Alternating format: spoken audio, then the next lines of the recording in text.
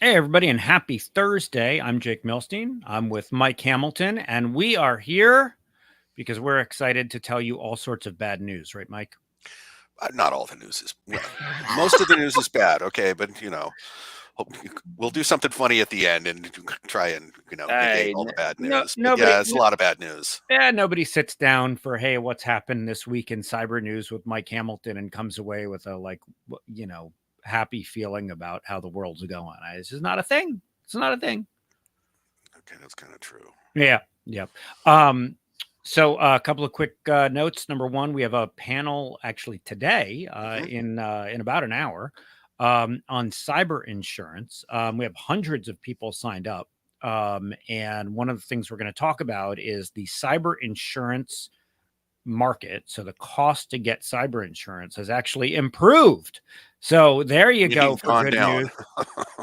There you go. So yeah, it's better than it was, but not, I don't know. We'll talk about it. So if you want to join that panel, you haven't, go to our website, criticalinsight.com, click on events, sign up there, and we'll see you there.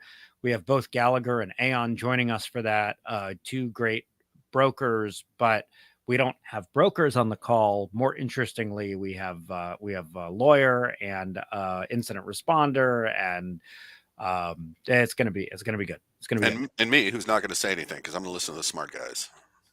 If we have a panel and you don't talk, Mike, that's not a thing that happens. It's just not a thing that happens. Okay. All right. ACES, which is the Washington State City County Information Conference, IAS conference, is coming to Yakima in a couple of weeks. Mike, Fabulous Yakima. yeah, Mike will be there. I'll be there. We're gonna do a talk with our friends at City of Anacortes and City of Wenatchee about how cities and counties can talk to their commissioners and councils to get the budget that they need. And Collectively, how, the electeds. Yeah. yeah, and how others did it. So that'll be good. Also, another Washington State note: the state and local cyber grant program money. There's a state webinar on Monday about how to get more money out of the grant. If you need an invitation to that, it's not our webinar, but email Mike. He'll help you out with that.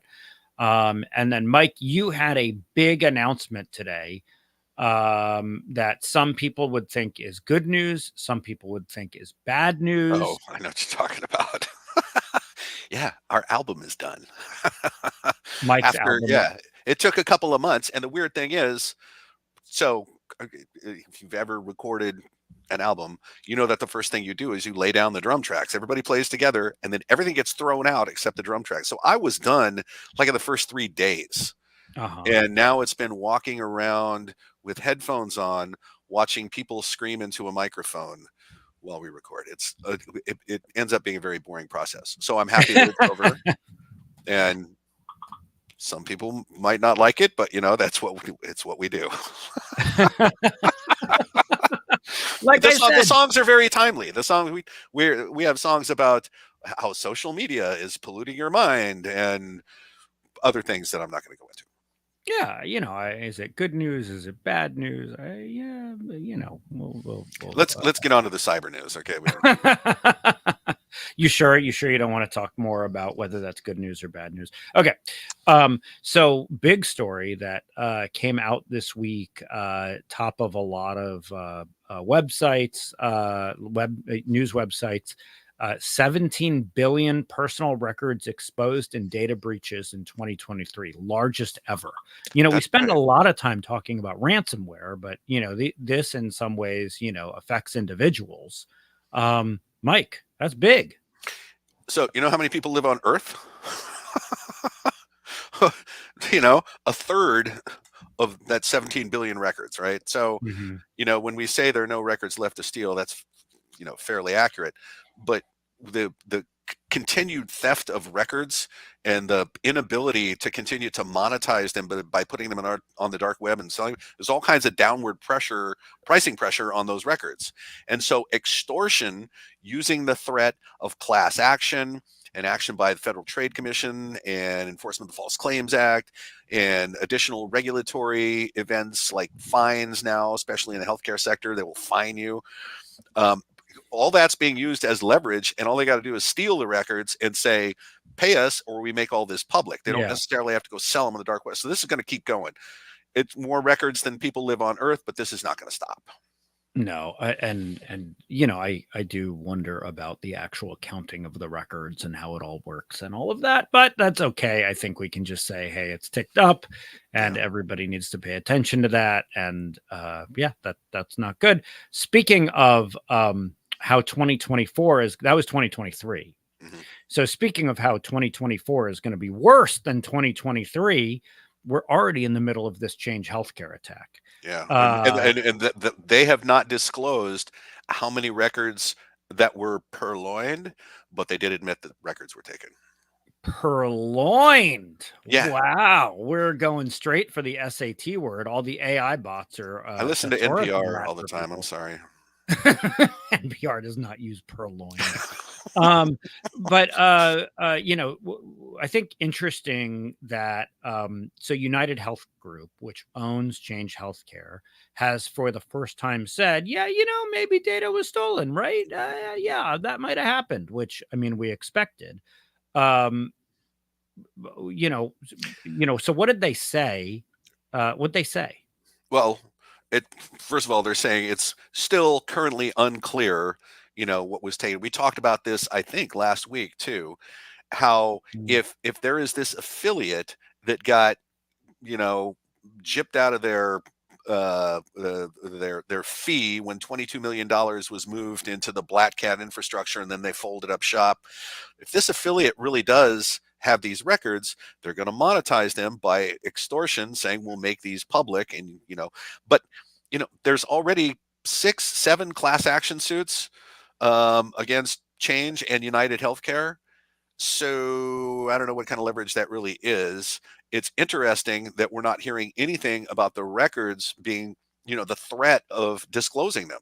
Yeah. So that makes you wonder who this actor was.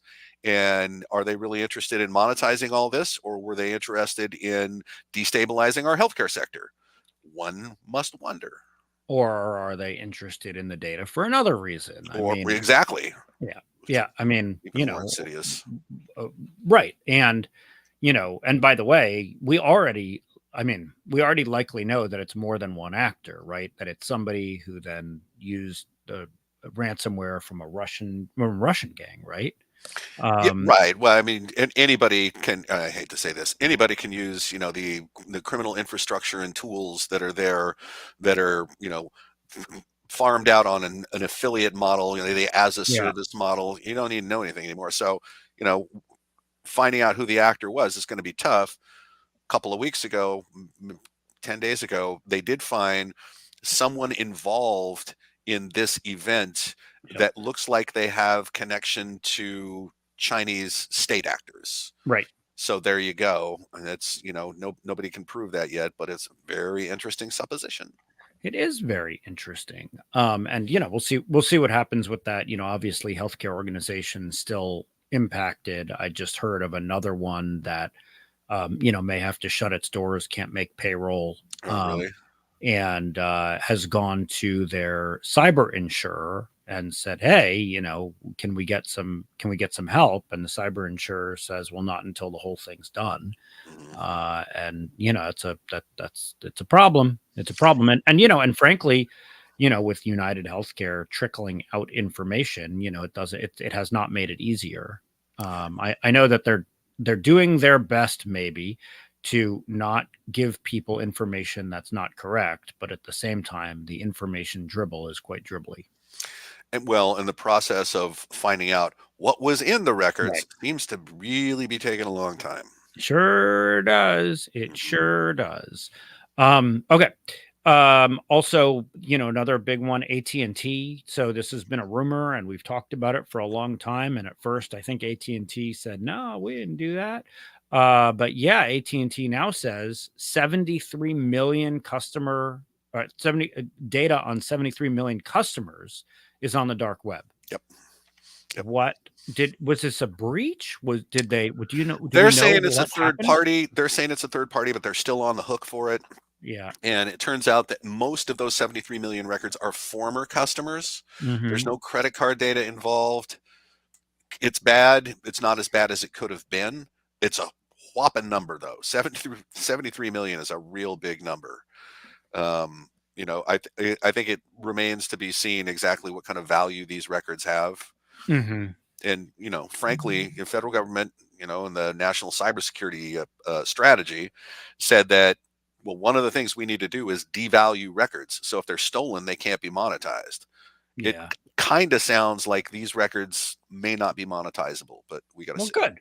Fine. Yeah, Let's good. give the bad guys records that they can't make money on. That's what I Not like. helping AT&T's brand value, but that's different issue. I mean, when your logo looks a little like the Death Star, I don't, Mm-hmm. So, thinking about, things that do maybe matter a little more, the White House is now pushing state water and wastewater cybersecurity plans. And Mike, what happened here? Because, the EPA was pushing on it, and then the EPA, kind Got of got sued. told by a bunch, got sued, and then Yeah. they pulled back. So this seems like a lot of back and forth. What's going on now? It does. And so FedGov is trying to, navigate these waters where they can't come up with an unfunded regulatory mandate. Uh-huh. They'll get sued successfully. And so they want to make this more cooperative. And so right now they're trying to have a dialogue with water sector operators, many of which are private sector, but not all Yep. of them, right? There's a Yep. lot of municipal water, Yep. to agree on a set of controls that can be implemented here. And so if there's the sector's fingerprints on this, the states don't have so much of a reason to jump up and down and scream. Yep. So right now there's kind of a comment period open, and what they're saying is, get in there and put your comments in now, because if you don't, you could end up with some things to do that the sector writ large has agreed Mm. to. You personally may not have, but you're going to have to do them anyway. So you got to get your opinion in there. Okay. But I mean, is it going to have any teeth? I mean, after the EPA got told to push back. Well, we don't know. And it remains to be seen what they're going to say, but it's probably going to look a whole lot like those cybersecurity performance goals that they just gave to the health sector, Yeah. and that they gave to all critical sectors That are a year voluntary, ago. and They're maybe voluntary. those will be voluntary, and maybe the healthcare ones will become not voluntary. I, But I hey, think federal government needs to be working with utility commissions, and possibly even doing a little rate increase to pay for this, because you wouldn't have to have a big rate increase to pay for the kind of controls that they're going to need there. This is not a 27 person security team that you're going to have to put in a water utility. Right. right. Well, I think it remains to be seen whether these regulations come in like a tsunami or it's just a drop in the bucket. Okay. All right. So I just did that to make myself laugh. Mm. So, yeah, you're welcome, everybody. Good, because if you were trying it on me, it didn't work. It did. That's actually what Mike looks like. Okay, now it worked. Yeah, gotcha. All right. The other thing, Russian disinformation. There's been a lot about disinformation in the last week. Russian disinformation, Chinese disinformation in our elections. But it's getting worse every day. It's getting worse. And what we've seen this week is Germany that, did a lot of, that's done a lot of looking at it, especially in Europe with Ukraine, says that, it's not just increasing in volume, but in the skill their skill has gotten significantly better. Yeah, it's the nuance in the language that they're using makes it more believable, plausible. There's automation involved now, and this whole ecosystem of, and again, we do this to ourselves, this ecosystem of social media influencers that are paid to essentially create agitation and rage, because that's what puts eyes on, and it gets you exposed to the ads, right? So they end up getting paid for this. In the meantime, Russian and Chinese actors are setting up all of these fake information sites that look like real news sites, and they will insert something from a fake article that is disinformation into this ecosystem of these social media influencers, and all of a sudden it goes, and there's no counter messaging out there. So people that get this, even if they're trying to research, is this real? They don't find any messaging that counters that. And so they go, okay, that's real. And great article recently written on how doing your own research leads you to results that are wrong. And they've weaponized that by, using this ecosystem and these social media influencers, and it's just going to get worse. It is just going to get worse. And now their methods and the quality, if I can use that term, of the disinformation is getting so believable. This is going to be really hard to deal with. The election is coming. Every country on earth has a preference as to who they want to be president of the United States, and we're going to be seeing this from all sides. Yeah, for sure. And by the way, I read a fascinating article about the Key Bridge, the bridge in Baltimore that collapsed. Everybody probably saw. There's a whole, thing about, was it caused by DE&I, and that's Russian trolls. That a bunch of It is. That whole bunch of Russian trolls got into that discussion. It's not clear whether it started with an American or started with a Russian, but that the Russians amplified that. That somehow DE&I caused the bridge to collapse. So that disinformation is real, and then when you leave your little rage comment about that, you're actually participating in this, right? Absolutely. Sure. So keep your rage off the internet. Keep your rage to yourself, people. Keep yourself off the internet. You'll be happier. Don't watch this on the internet. Okay. Mike will send you a VHS tape. Okay. Mike, threats and vulns. What do you got? Ivanti finally fixed their VPN gateway. If you use that and you have not already been compromised, good on you. But get that patch on there. The big thing that happened this week was this XZ Utils, which is a compression utility used in a whole lot of Linux distributions. And what a researcher found was that there had been a years-long effort to compromise this open source piece, get it committed, get it ingested into Linux distributions. And right before this was to get out of control, the researcher said, oh no, look at this. We got to pull this stuff back out. And so they have. This would have created the ability for anybody to compromise an SSH connection into a box without, and this is a CVS 10, without credentials, completely take over the Linux system. And Linux is pervasive now out there. Yes, there's a lot of Microsoft Windows servers and things like that. Linux is everywhere. So this was, we dodged a bullet on this one. And I mean, in fact, what they're saying is this would have been catastrophic to the world. And one of the fascinating things is like how, that what they were doing it for 6 years, 5 years. Like, I mean, this was, This is somebody who was patient and resourced. Yep. And the story about, the person is a fascinating story. I think it's on Ars Technica. It's really worth reading. Yeah, there's a great Wired article as well. But yeah, it's a fascinating story. All right, what else? You got any more? Yeah, I mean, this is just kind of a threat that's kind of breathing on our necks right now. New AI, and was this OpenAI that did this? Maybe. OpenAI. They can clone your voice with 15 seconds of audio, and they're not releasing this yet until they study the ethics around it. But we know how it's going to be used, right? I mean, if they license that out to, I hate to say this, but like film studios and things like that, so that they can use that in film production, that's one thing. Making it available to the general public, that would be really bad. I mean, we know where this goes.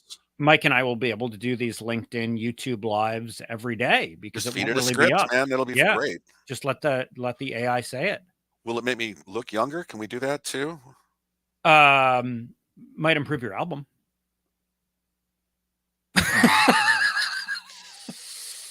One of the songs is about getting old and dying. Well, Just yeah, tell you that. yeah, okay. Any other threats and vulns? Just Splunk needs a patch, and if you use Splunk, and Splunk has had some problems recently, the CVE is 29946. So get Okay, that patch applied. That's it. excellent. You should probably restart Chrome. Oh, yes, definitely patch Chrome. There's Yeah. always patching Chrome. All right, Mike, at the end of all of these, you have the kicker, the thing to make everybody smile and not be depressed. What do you got? Well, the AI stories are starting to land here with some regularity. So I thought this one was interesting. So New York City has a government chatbot Mhm. powered by AI. And we've talked to jurisdictions around here about, how we want to put a chatbot here. It's, what are the rules need to be around this? What can we give it to ingest? And we talked to them about that and wrote some policy up for them. New York City's government chatbot is lying to people about city laws and regulations. So this is, and the question that was, that makes this funny is somebody asked it, can I be evicted if I don't pay rent? And it said, no, you can't be evicted if you don't pay rent. Okay, that's bad. I don't know if they took it offline, but it seems that the training data used for the model may not have been the best. Well, and I think that everybody needs to recognize at this point that if you put an AI chatbot on your website, everyone's going to test it, right? Oh I yeah. mean, now that people have seen that they can make the AI misbehave, if that's maybe overly personifying the AI to talk about it and its behavior, but whatever. Everyone's going to try it. So if you're going to put it on your site, everyone's going to try it. It's going to be like if you go to our website, guess what? There's no AI. Yeah. We just have a chat bot, but you're actually chatting with a person. Yeah. Well, this is what when we were talking to local governments, we said, if you use all of your internal documentation to train this thing, somebody's going to come up here and they're going to start asking, questions about police behavior and, things like that, just like a public disclosure troll would do. There is such a thing as a public disclosure troll. They're going to use that interface to do it. So train it carefully. Yeah, I mean, if you think everybody in a city, will act on the up and up, and not, ask inappropriate questions, just go to a city council meeting. Exactly.